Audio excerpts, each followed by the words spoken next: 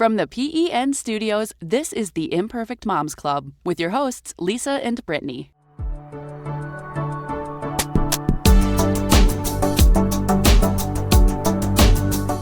Adaptability is essential when being a mom. On this week's episode of Imperfect, Lisa discusses how she's had to adapt to a health crisis with one of her daughters.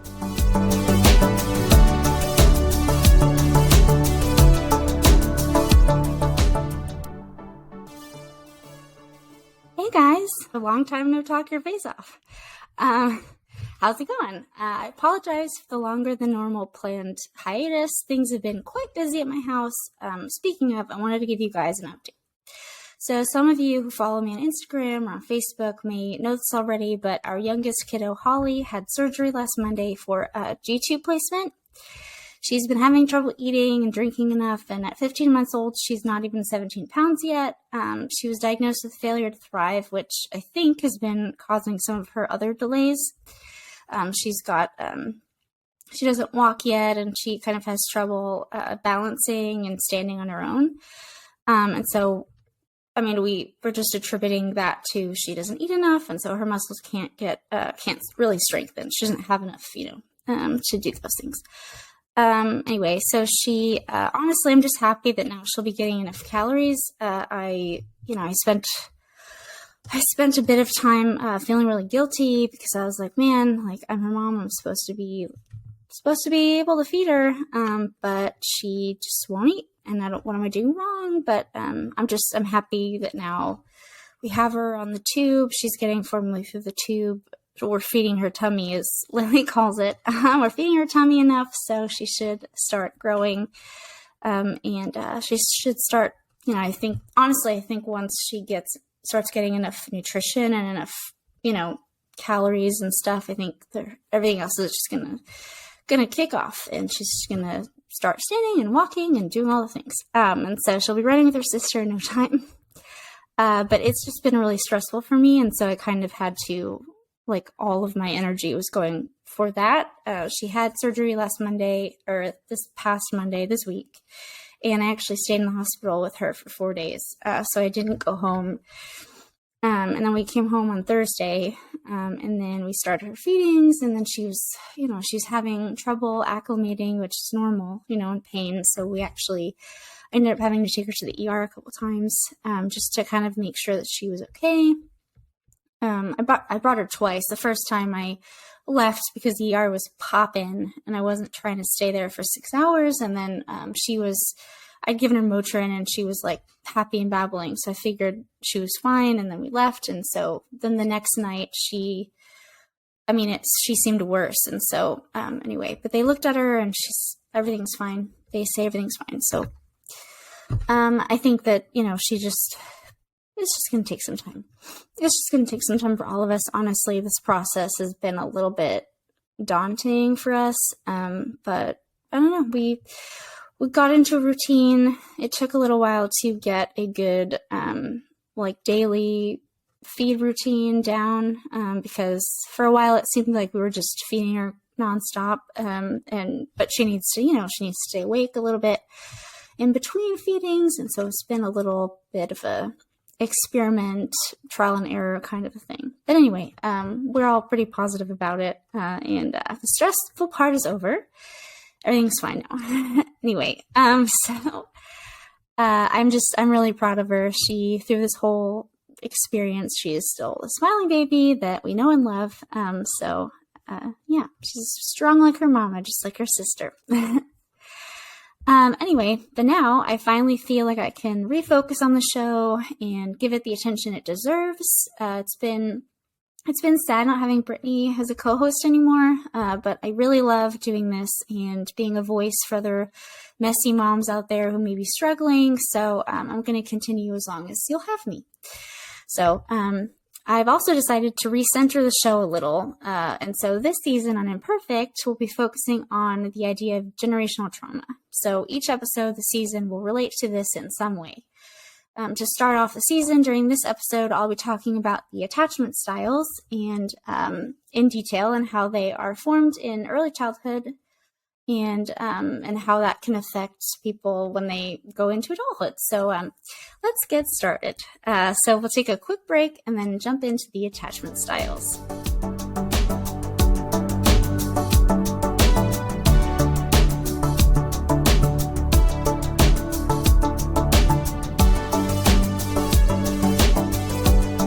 The Imperfect Moms Club is brought to you by... Did you know Geico's now offering an extra 15% credit on car and motorcycle policies? That's 15% on top of what Geico could already save you. So what are you waiting for? Your teenager to help around the house? Okay, Mom, I emptied the dishwasher, vacuumed the basement, and folded the sheets out of the dryer. Wait, what? Oh, and next, I'm going to clean Mitten's litter box. Are we in some kind of prank show or something?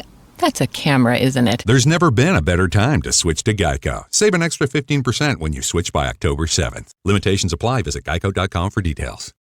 Hey, my friend, I just wanted to pop in for one quick second and just ask you if you wouldn't mind sharing a screenshot of the show right now on your social media. If you would do that and post it to your Instagram stories, to your Facebook stories, or something like that, and tag us, that would help our show so much. The best advertisement is by word of mouth from our listeners, just like you. If you found an episode that you truly love and that was helpful for you, or that just made you laugh along with us, please share that with your family and friends. We want to grow our community, and the only way to do that is with your help. This is the Imperfect Moms Club on PEN. Get in touch with the show through the PEN listener hotline at 833-PODS-NET. That's 833-763-7638. And now, back to the Imperfect Moms Club on the Podcast Entertainment Network. Welcome back, guys. All right, so the attachment styles. So my sources for this episode are verywellmed.com, betterhelp.com, and simplypsychology.org. Before we get into the different styles, let's first talk about the theory of attachment in general. So this theory first came out of Freud's theories about love, but John Bowlby, if I'm saying that correctly, is another researcher who devoted extensive research to this topic. Bowlby described attachment as, quote, a lasting psychological connectedness between human beings, end quote. His view is that experiences in early childhood have really important influences on development and behavior later in the child's life. According to Bowlby, attachment styles are established through the infant-caregiver relationship. So that starts day one. So baby's born, caregiver-baby relationship starts to form, and these attachment styles are already starting to develop. He also believed attachment styles had an evolutionary component aiding in survival. Another quote from him, the propensity to make strong emotional bonds to particular individuals is a basic component of human nature, end quote. Bowlby went on to describe that there are some important characteristics of attachment, and those characteristics are as follows. You have proximity maintenance, you have safe haven, you have your security base, and separation distress. So let's talk about those. So proximity maintenance is the want to be close to those we're attached to. Safe haven is the desire to return to those we are close to in moments of fear. So if we are stressed or sad or scared, something's going on, who do we run to? Or that's our safe haven, right? And then we have secure base. So the attachment figure acts as a safe base that the child can then stray away from to explore their surroundings, but they know that their secure base is still there. They feel safe with that, safe enough to go explore on their own. And then separation distress, basically separation anxiety. So when the child is away from their caregiver.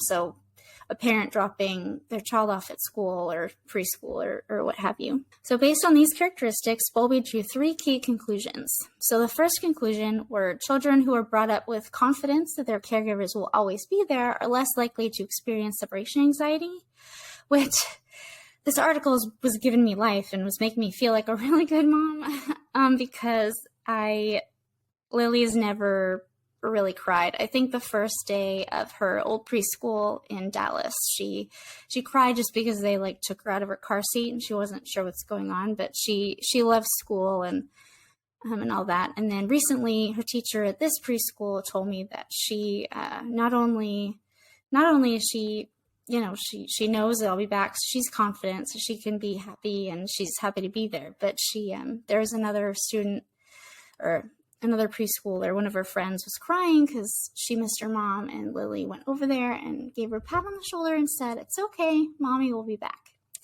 It's like the best thing that I've ever heard in my life. So, yay. So I did it. So conclusion number 2, this confidence is formed during critical points of development. So there's infancy, childhood, and then adolescence. And these expectations that are formed during these times, they'll remain relatively unchanged for the rest of their life. So conclusion 3, these expectations are directly tied to the child's experiences. So if the caregiver is responsive to the child's needs during these critical periods, then the expectation is that they always will be responsive and that they'll always be there. The bond will be better, whatever. The child will be secure knowing that their caregiver is always going to be responsive to them. I then found something interesting called Ainsworth's Strange Situation Assessment. So to expand even more on this theory of attachment, a psychologist named Mary Ainsworth performed a study in the 1970s called The Strange Situation. So the purpose of the study was to observe how children reacted to being briefly separated from their caregivers or from their attachment figures. So in this case, it was their mothers during the study, and then reunited after. So the study included children between the ages of 12 to 18 months. The strange situation was as follows. So first, mom and baby are alone in a room. Baby explores the room with mom watching, and then suddenly a stranger enters the room and talks to mommy, and then approaches baby, and then mom quietly leaves baby in the room, and then mom comes back later to comfort the baby. Briefly, she's not gone forever, but she leaves for a few minutes and then comes back. Out of this study came the 3 major attachment styles: secure, ambivalent insecure, and avoidant insecure. Later, as attachment theory was researched further and more extensively, a 4th style, disorganized insecure, was added to that. So there you have it, the 4 main styles of attachment: secure, ambivalent, avoidant, and disorganized, or disordered. Now that we know some background, let's get into the details of these different styles. So secure attachment characteristics. So this style of attachment with their children is what all parents should strive for from day one. I know I just used the dreaded word should, but I mean, secure attachment is what you want. So children that are secure have secure attachments with their parents. They become visibly upset when the caregivers leave, but they're happy and have positive behavior when the parents come back. When they're in moments of fear or stress, they seek comfort from their caregiver. Contact from their caregiver is happily accepted. They prefer parents to strangers. Strangers can still comfort them, but there's a clear preference for their parents. Parents of securely attached kids tend to play with them more. The parents of securely attached kiddos also react quicker and are generally more responsive to their needs. Securely attached kids tend to have more empathy in later childhood when empathy develops, and these kids are also less disruptive, aggressive. They're more mature than kiddos with the other attachment styles. And so when they become adults, when these kids that are securely attached become adults, they make trusting and lasting relationships, they have good self-esteem, they share feelings with strangers and friends, and they seek social support.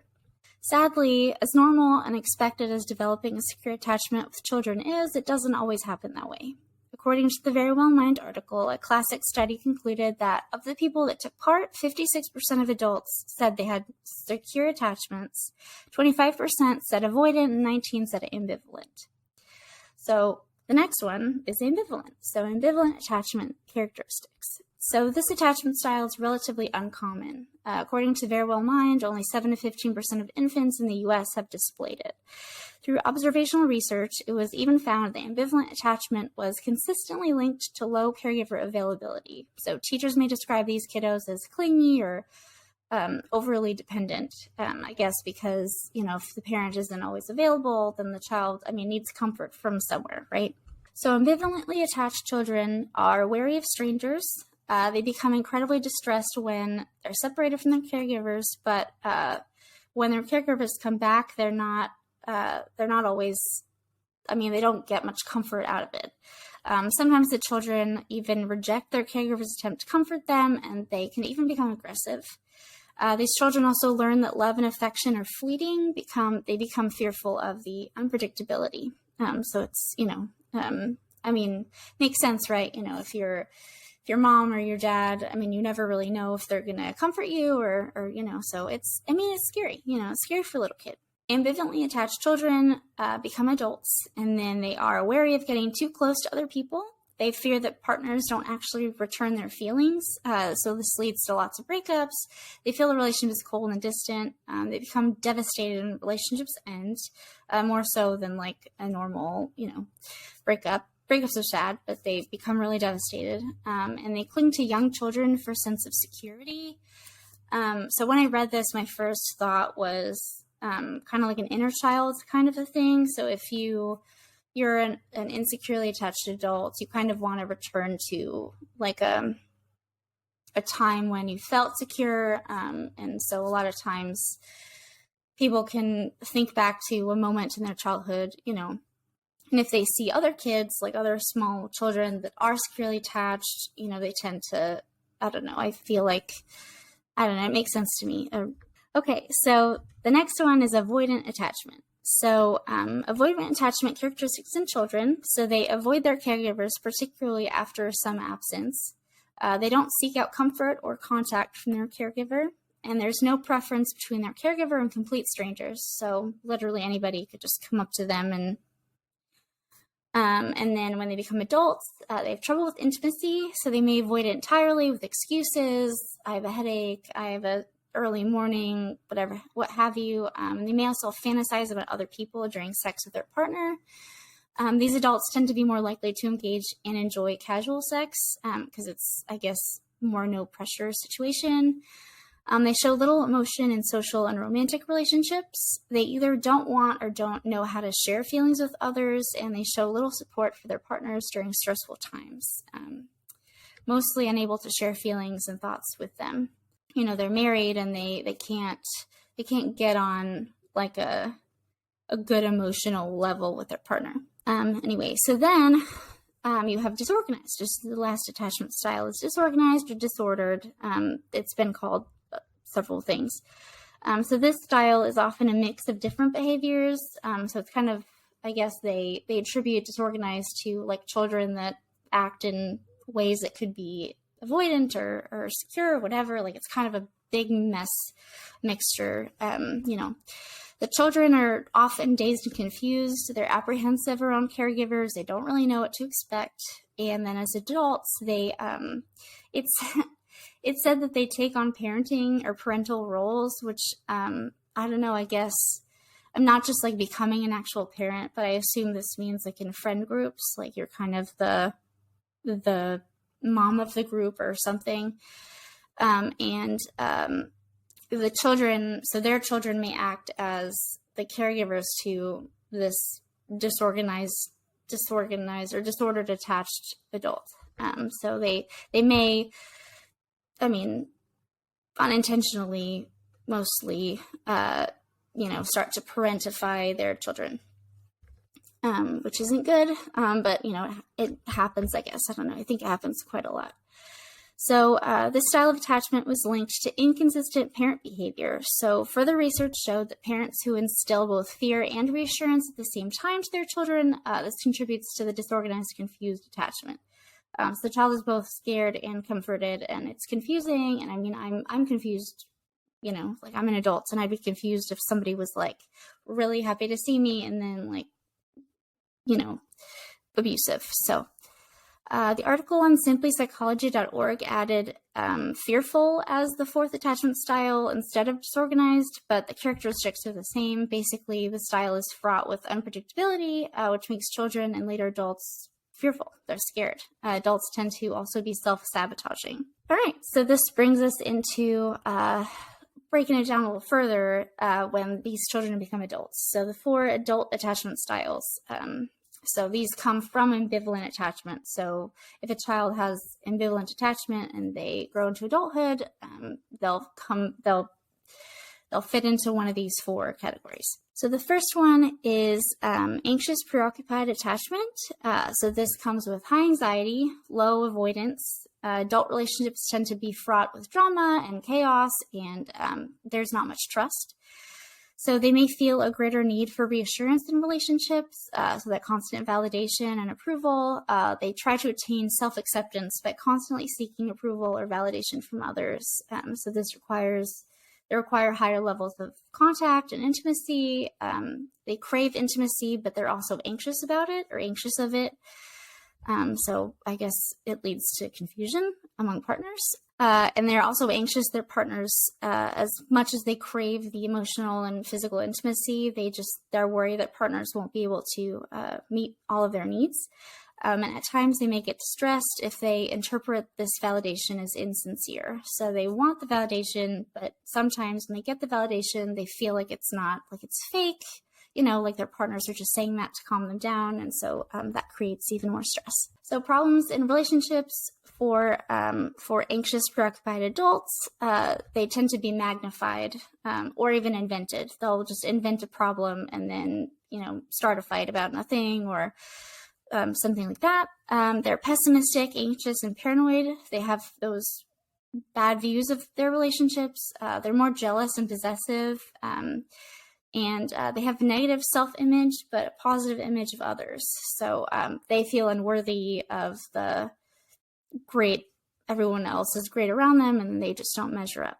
They are preoccupied with dependency on their parents, and they still struggle to make them happy and proud. So even though they're adults and they have their own lives now, and they're no longer kids, and they're no longer dependent on their parents because they have a job or they have a partner, they're married, something, they still strive to make their parents proud. They still want that parent validation and approval, and they want to feel like, they just want mommy to say she's proud, All right, so then the next style for adults is dismissive avoidant attachment. So this is low anxiety, high avoidance. It may manifest as a fear of commitment. Relationships formed are more distant. They don't want to be tied down. They show independence through burying themselves in their hobbies or work. They may maintain busy social lives that don't involve their partner, which I guess, I don't know, like the guy that's always going out with his buddies and never invites his wife along, kind of thing. They have narcissistic tendencies, and they're also passive aggressive. They have positive self-image, but negative image of others. So independence is huge for them. They don't think that others measure up.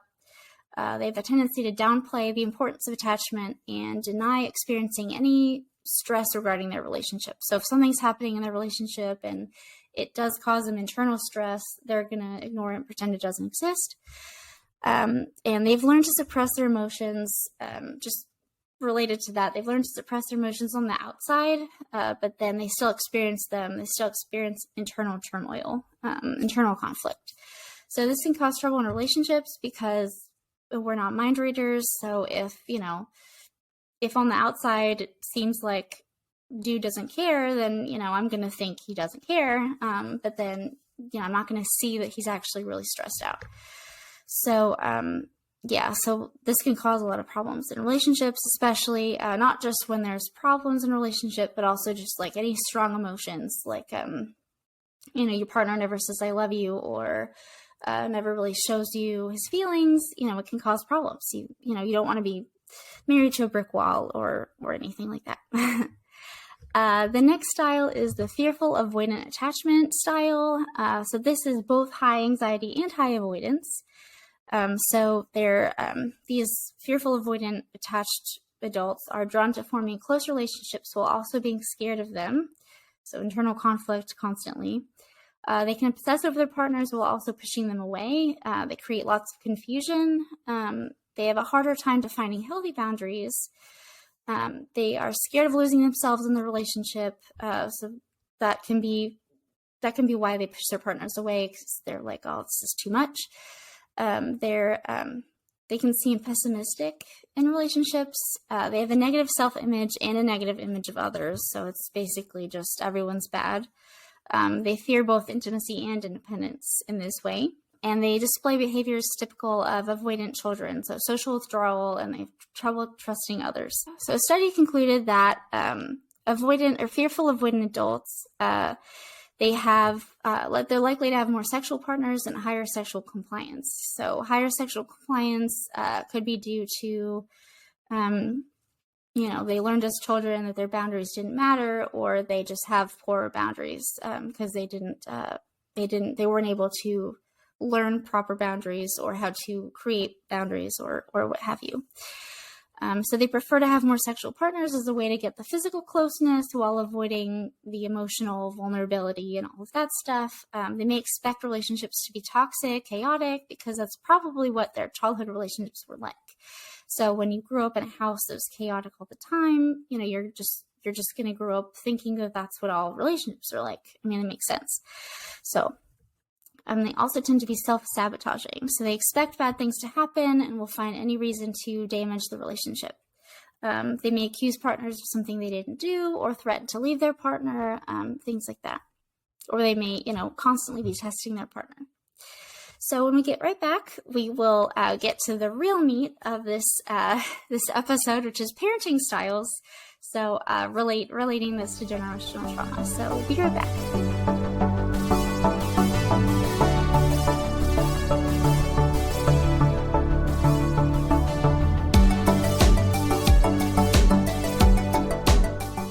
And now, a word from our sponsors. Imagine a world where potty training is fun, fast, and easy. Only pull-ups have Disney graphics that fade when wet to teach big kids to stay dry. So they're motivated to keep the music going.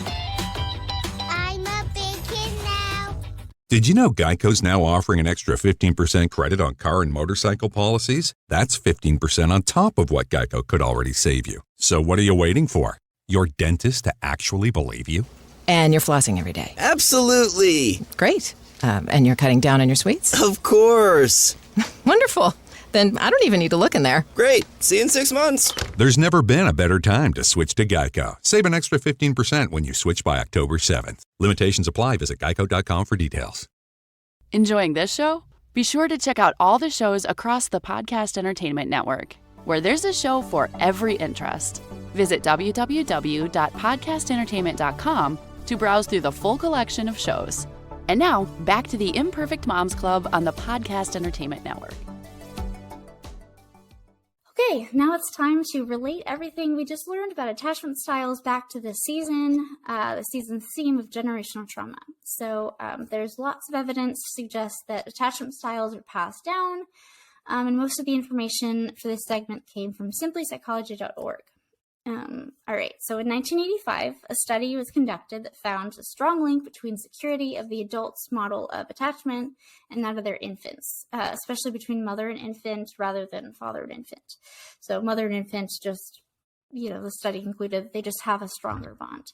So the same study also suggested that dismissive adults were often parents to avoidant infants, and preoccupied adults were often parents to resistant ambivalent infants. So out of this, there also came a challenge to it, which is the temperament hypothesis. So an alternative to that, the alternative to this was the temperament hypothesis. So it's argued that temperament actually contributes to these attachment styles. So the hypothesis says that a baby's temperament affects the way a parent responds.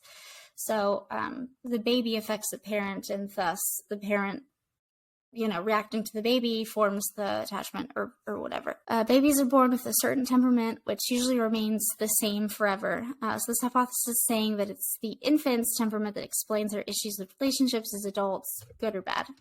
So honestly, I know that temperament is absolutely a contributing factor here, but I believe it doesn't all fall on that. So babies are born blank slates, right?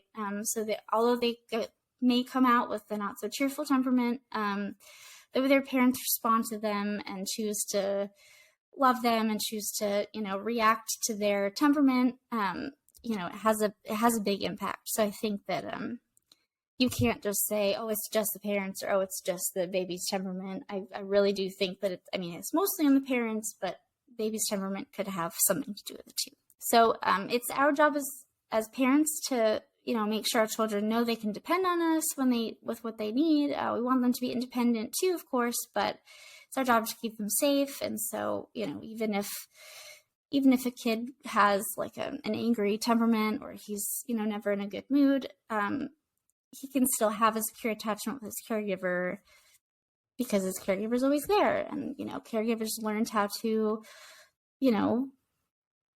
cope with his angry temperament, and then he grows up to be a securely attached adult and everything's fine.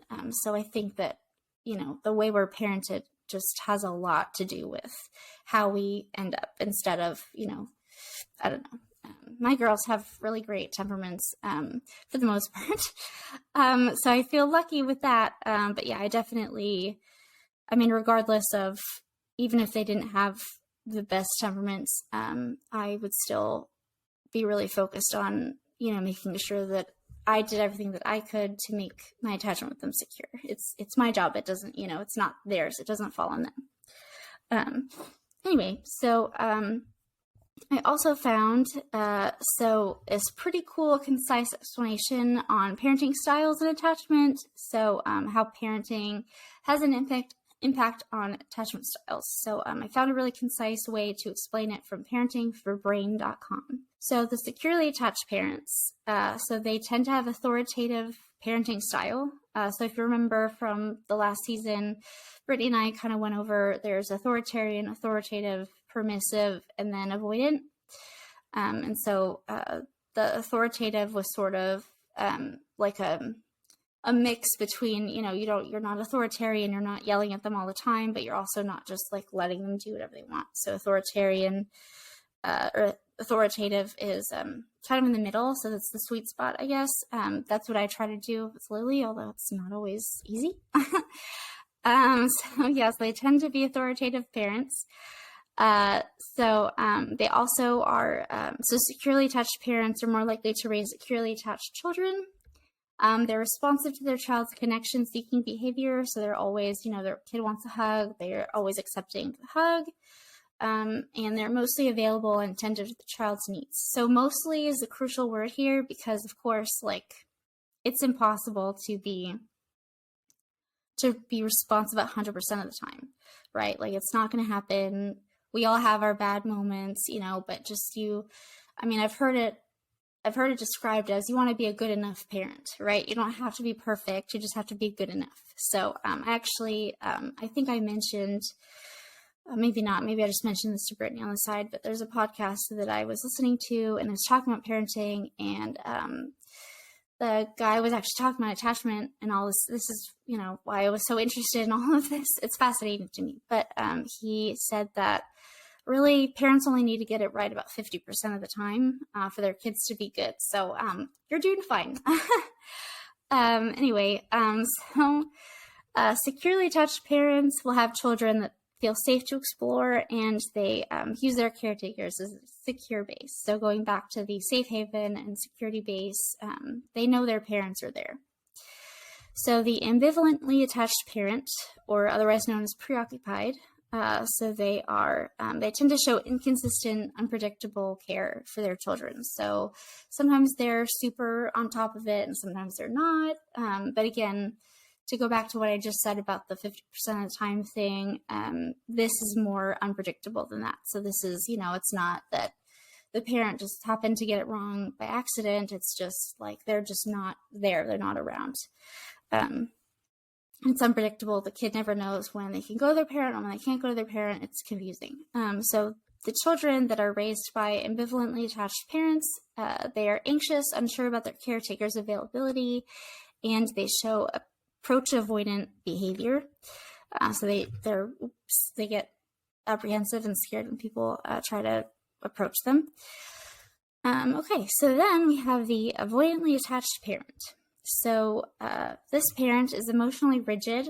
So they'll show anger to their child. So if their child is having big emotions, this parent will just, make it very clear that the kid is bothering them and they don't want to deal with their emotions, and just, they're not really showing emotional support to this poor child. And they reject connection-seeking behavior. So if their child just wants a hug, they won't be there, which is heartbreaking. This isn't even a thing, but so the children of avoidantly attached parents, they see others as cold and rejecting, and they avoid people to protect themselves. Okay, so the last one, we have the disorganized attached attachment parents. So the disoriented, disordered, disorganized, whatever you want.